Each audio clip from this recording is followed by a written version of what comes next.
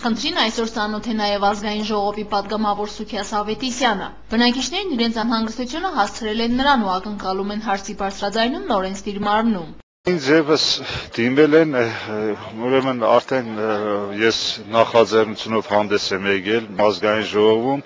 միացվել է նաև կառավարության նմանատիպ նախաձեռնությունը։ Կառավարությունում եւս փաստորեն տեղյակ են այդ խնդրի մասին եւ հայտնում են, որ ապօրինի շինությունների սեփականաշնորհման կամ օրինականացման գործընթացը սկսվել է ոչ միայն Գյումրիում, այլև ամբողջ հանրապետությունում։ Դա ես կարևոր եմ հավանում, որտեղ դա եւ կլուծի ապօրինությունների խնդիրը եւ շատ քաղաքացիների կազատ է այդ ծանր հոգսից, որոնք այն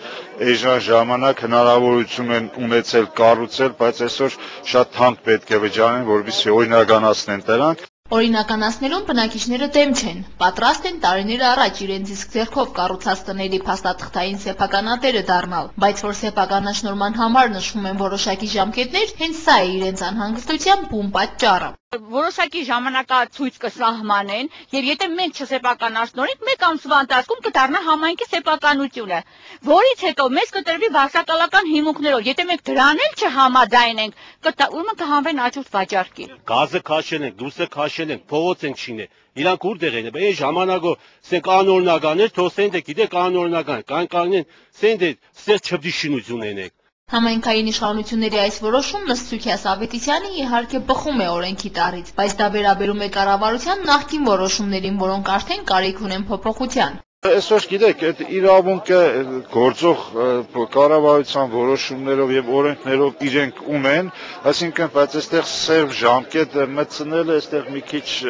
ինչի, որտեղ այնտեղ ընդամենը խնդիր է լուծվում, ժամկետ կա, որ եթե չեն սեփականաշնորհում, դա դառնում է պետական սեփականություն։ Բայց մենք այս նոր օրենքով այդ խնդիրները կփորձենք կարգավորել լրիվությամբ, որովհետեւ իրոք մենք այդ սոցիալական լուրջ խնդիրը կարողացանք մարդկանց օգուտ տալ, էլի ոչ թե հենց այնպես օրենք ունենանք։ Այժմ կառավարությունում մտադիր են այս առումով որոշակի փոփոխություններ մտցնել։ Հետևաբար, սեղմ ժամկետ հասկացությունն այսօր ըստ պատգամավորի բնակիչների կողմից բառացիորեն ընդունելն ուղղակի միամտություն կլինի։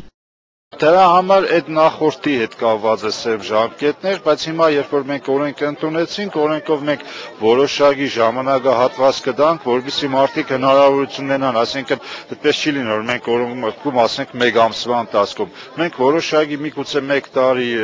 ժամանակ մինիմում կարծում եմ կտանք, որովհետեւ մարդիկ հնարավորություն ունենան ընթացքում համապատասխան ծառայությունների, տեղական ինքնակառավարման մարմինների հետ, կադաստրի համապատասխան բաժանմունքների հետ իրենց խնդիրները լուծել եւ մտնել օրինական դաշտ։ Մեր նախորդ նկարահանման ժամանակ օրինակ հիվանդանոցային կամ ինչպես իրենք են ասում նախկին շտաբ բուժօգնության կայանի տարածքի բնակիչները տեղում ստորագրահավաք սկսեցին հասցեագրված Հայաստանի կառավարության եւ օրենսդիրի ղեկավարներին, ինչպես նաեւ մարդու իրավունքների պաշտպանին, եւ մինչ նրանք կստանան նամակի պատասխանը, օրենսդիր մարմնի գյումրեցի ներկայացուցիչը խոսում է արդեն նոր օրենքի ընդունման ժամկետի մասին։ Երևի թե մյուս տարվա կեսերից արդեն կունենանք այդ օրենքը, որը իրոք շատ հարցեր կթեթևացնի։ Մարինե Դերբինյան, Արտյոմ Ադամյան, Գալանյուս։